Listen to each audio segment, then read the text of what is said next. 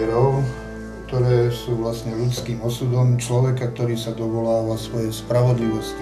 Dôchodkyňa, nedostávam dôchodok 7. rok.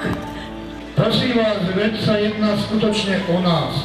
Tak je to nehorázny podvod.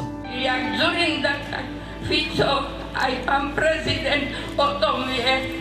Nič sa nedeje a my trpíme a trpíme.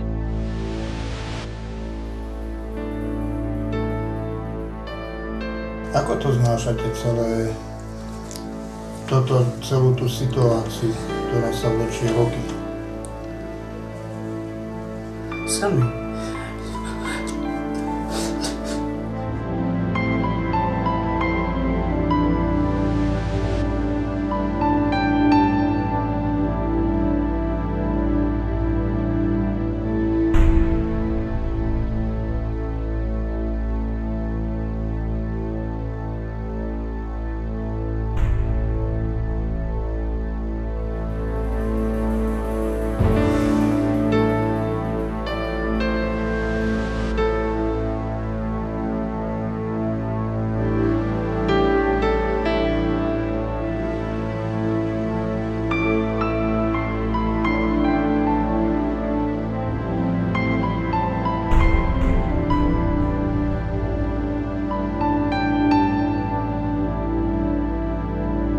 Kto si raz povedal, že ľudia sú nuly, ale stačí jedného šikovného postaviť do čela a z tých nul je 100 000, milión a ostatné.